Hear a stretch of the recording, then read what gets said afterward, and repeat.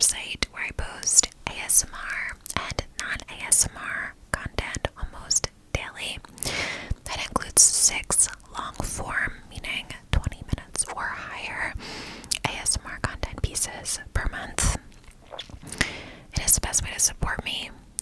It is always consistent, and it is a safe space for relaxation for you and to connect with me, your friend, older sister, whatever. There's no commitment. You can always find the link in the description box below or go to asmrxbabe.com. Okay, so today's video is going to be super chill and cozy, and we are just going to be talking about the things that I'm loving right now.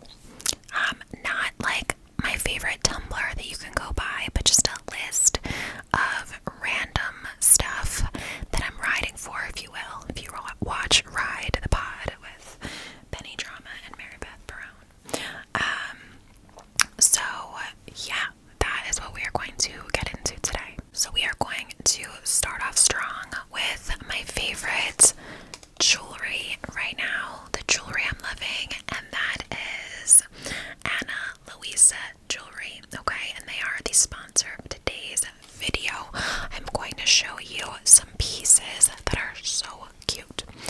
If you've been living under a rock or you've not watched me previously, Ana Luisa makes these earrings also, by the way, is my favorite jewelry brand. I've worked with them many times. They have chic, understated, huge variety. They're not super expensive. They will not turn your skin green. They will not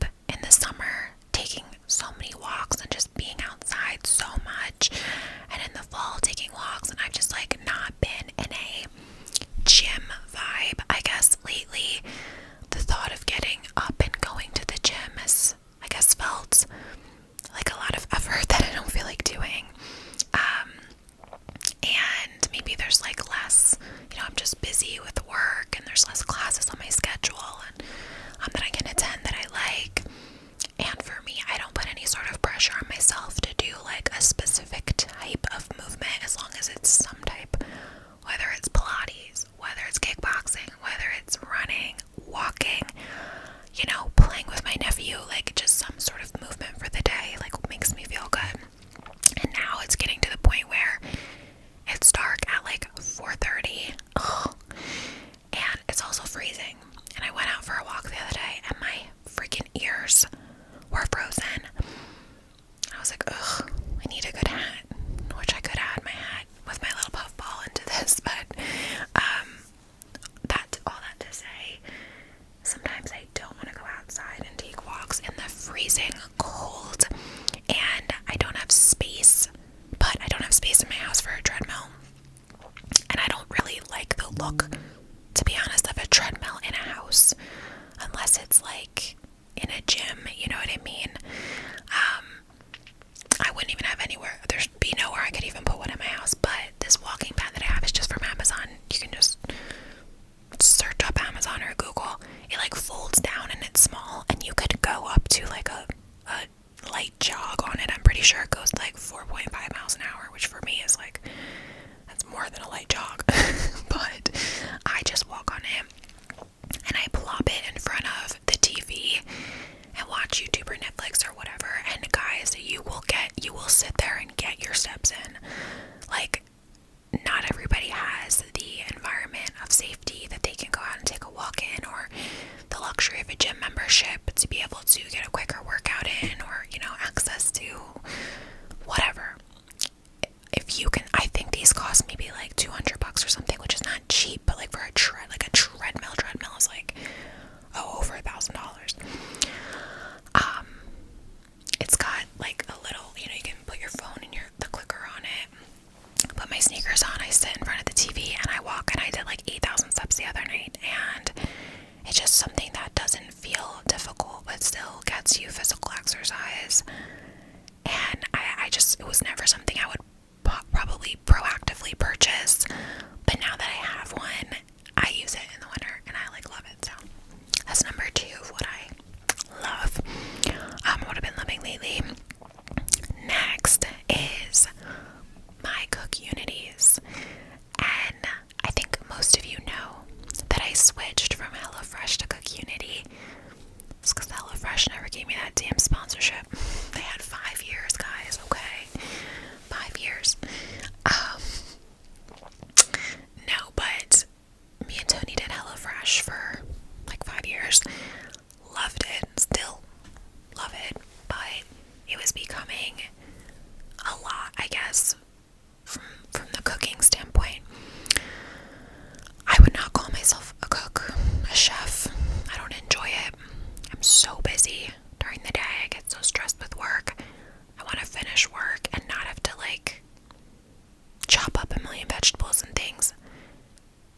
Doing that route is so much healthier overall for you from like a sodium standpoint, freshness standpoint, whatever, than eating something like Cook Unity, which is a pre-prepared meal. But their pre-prepared meals are like Factor, but like a more expensive version. I think they're like the most expensive, like prepared, other than if you know, go to someone like local, and they have like a whole app with like hundreds of meals. You can sort by category, whatever, and then they ship to you. You pick the day you want them to come. I get them on Mondays. You know, we get 4 a week. You can get them individual too, which like the HelloFresh, I would have to choose something that I was gonna cook that me and Tony both liked, and like he doesn't eat green beans, for example, because he thinks they're squeaky. So like I would have to get things without green beans, whereas now I can choose my 4 and he can choose his 4, and like we get them. Now that said, at some point our pre-prepared like microwave meals, or you can put them in the oven, they're not frozen though, they're fresh. Are they not as absolutely amazing as fresh food? Of course they're not, but like for what they are and the price and the quality, like we've been good with them for like, I don't know, I feel like it's been like almost 6 months. I really don't even have honestly any idea. Something like that, but something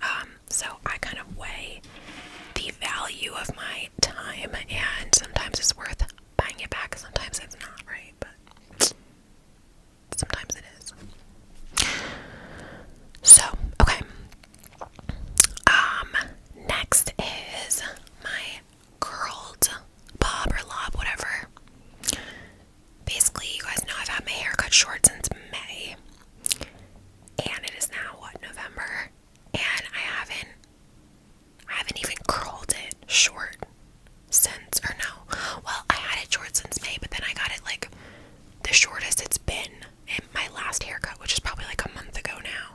I'm not getting it cut the next time I go to get it dyed, which is in like 4 weeks,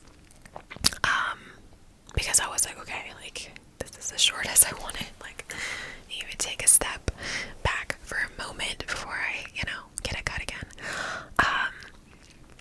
But I curled it when it was like fully really short, and I changed out the wand. I am at a loss for words today, and that is my biggest pet peeve and frustrates the fuck out of me when that happens. It always happens to me. It just sometimes happens more times than others. And I'll have this word on the tip of my tongue, and sometimes it's always with the same word, and that frustrates the fuck out of me. Like this one phrase that of course I'm not gonna be able to think of it. It's like, my brain always wants to go to entertain me or enlighten me, but it's blank me, humor me, that I always forget, and I always want to say entertain or enlighten. It's humor me. Anyway, the rod, the handle, whatever, on my wand, you can switch out the piece, and I switched it out to the bigger, I guess 1-inch rod, and curled my hair for my girlfriend's wedding a few weeks ago, and it looked really cute. I was scared to curl it because it was like so short. I didn't want it to be like above my ears with like little, like, I don't know, Shirley Temple curls. But it looked cute, and so now I'm into it. And I made a video with my hair curled like that on TikTok, and everyone was obsessed. And like even my girlfriend Meg, who I went out with that night, she's like, I'm gonna drop my hair. I loved the look of your hair. I was like, oh my god, thank you. So everyone's gassing me up about the curled bob. So loving that. Okay, next thing is something that unfortunately you cannot buy, but you might have, and that is my nephew. I've just been obsessed with my nephew, of course, since the day he's born, right? But he is 13 months now, or 14 months now, wow. And he just gets cuter and smarter by the day, and he said my name, Juju, for the first time like a week ago, and I got so excited. And he just like starts to be, you can only stare at them so much when they're like so little. They're adorable, we love them, they do cute stuff, but you can't like engage and interact with them in like a meaningful, you know what I mean, in a meaningful way in certain ways. But now it's like, where's Luke's belly? And he like looks down and grabs his belly, and we say, what sound does a cow say? And he says moo, his version of moo. Still a lot of things he says da da da da da da da for, right? But I was trying to get him to say Tony, and I was like Tony, and he went da da da da da, like, so he's starting to really be connected.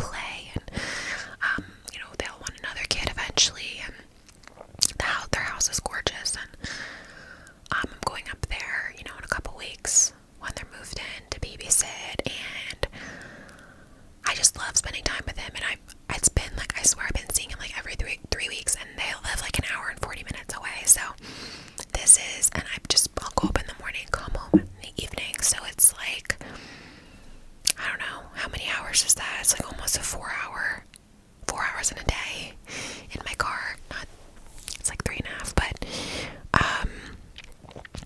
it's been, just great seeing him grow up, and he loves me and I love him, and I'm just obsessed with him. So get you a nephew, okay? If you don't have one, if you're not ready to have your own child yet, get you a nephew. And for, the question I feel like I always get is, just seeing him make you want one. Seeing it makes me love him, and it doesn't necessarily affect my own timeline for a baby. Alright, next. Now this is such a big discussion topic that I'm sure you guys agree with me on, but I'd love to hear everyone's thoughts, and that is using ChatGPT less.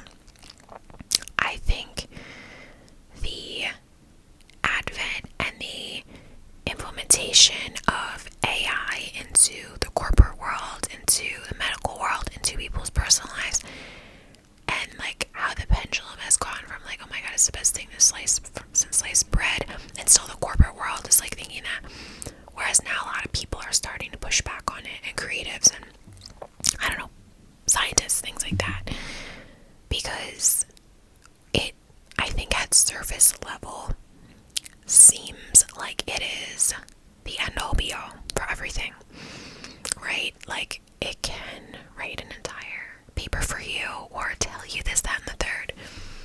But I think what a lot of people are finding, and what I've found as someone that has used it for a ton of different things pretty consistently over the past like year, that it is good for certain things and not good for others.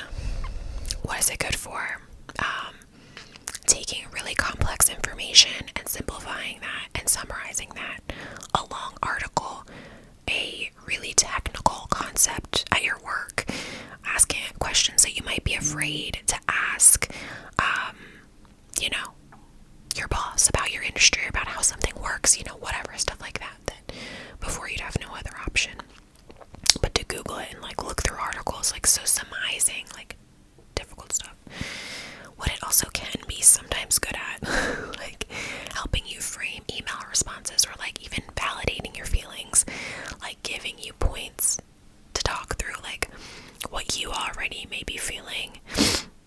Although that can also be equally dangerous, because if it's validating and like sucking everyone's ass, then it's like not good.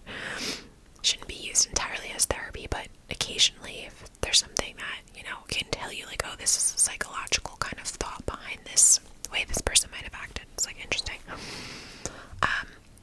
What it's bad at, doing full assignments, or, stepping in to write about a really technical thing, and it will hallucinate and it will make stuff up to fill gaps in where it wasn't sure, and it will state them as fact. Like it will put statistics in that didn't necessarily exist. It will, I don't know, and that can get you in trouble. I feel like a lot of companies are encouraging the use of AI, and I don't know, I feel like it can just get out of hand. And same with like creativity. Like I might ask it for advice or like concepts for videos, and they on the surface of somebody that has like read about ASMR or read about content creating, they might seem to make sense.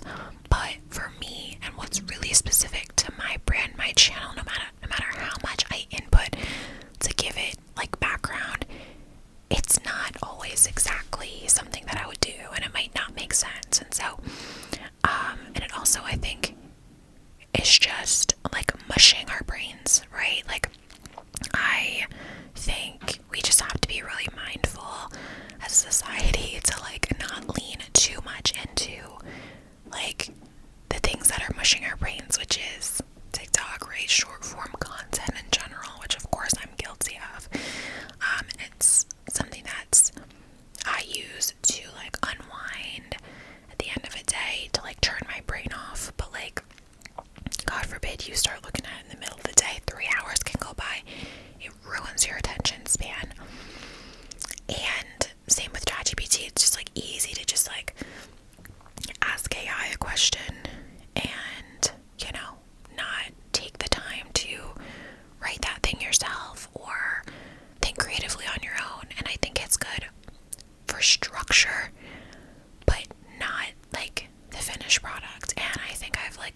myself kind of almost like going in that direction, and it's easy, especially I'm so busy, to like be lazy and just see if it can do everything for me. But then as I'm like, I don't ever copy and paste directly from AI. I just don't do that because you can't.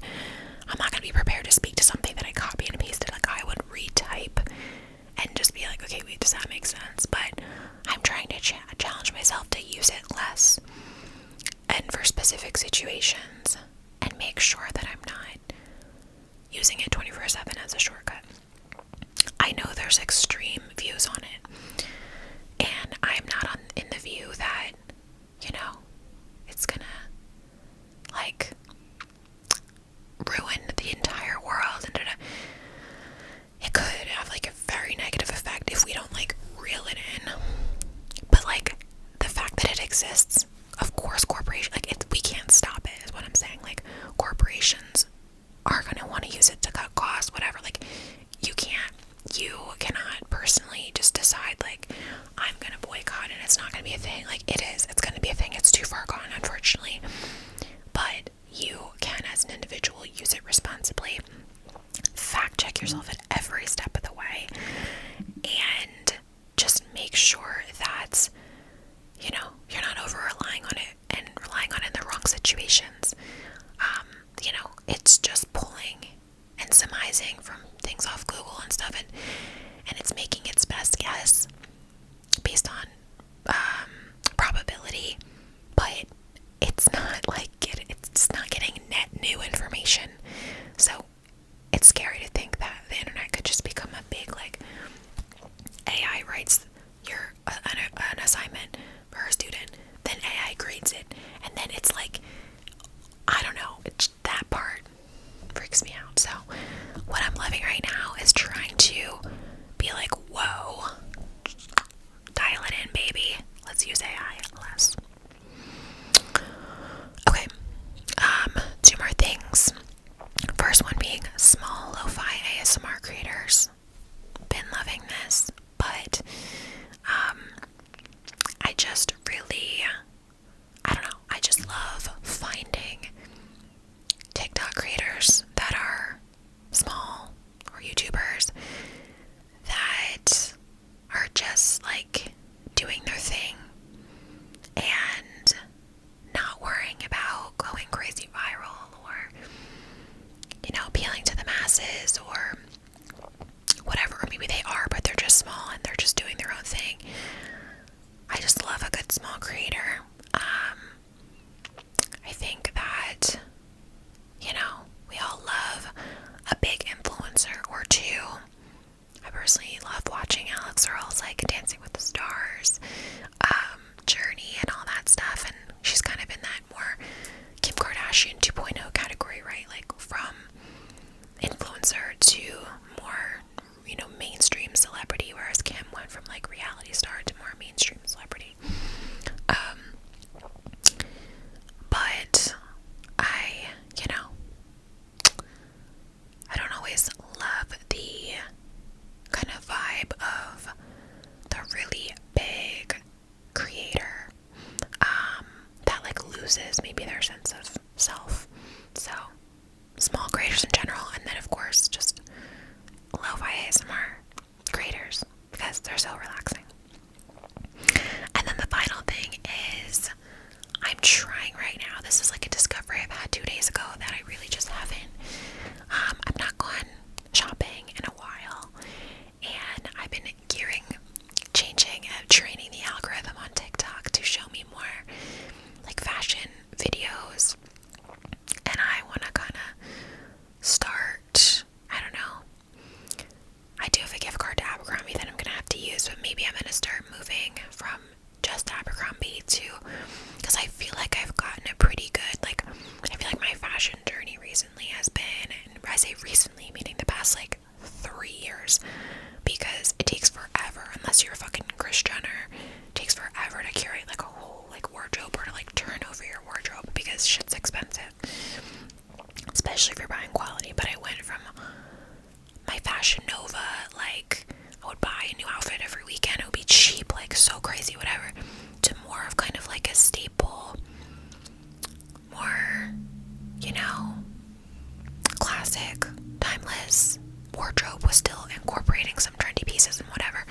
Basically, each time I've gone now to clean out my closet, the past like 2 seasons, I'm cleaning out less and less. Whereas before, I would have a million things I could get rid of because it was like, oh my god, these are absolutely hideous and out of style. You know, this. Whereas now it's a little more like, okay, like yeah, this isn't just a normal sweater. I'll wear this until it doesn't look good anymore. So I feel like I got, and I'll still shop at Abercrombie, of course, but I've gotten some small TikTok creators on my page that just wear like, I don't know, they wear stuff that's just so cute or chic or put together, or like it looks so put together, like it looks so chill, but it low-key is so put together, or it's so unique or whatever. So I'd like to challenge myself a little, and it will take a long time, years, to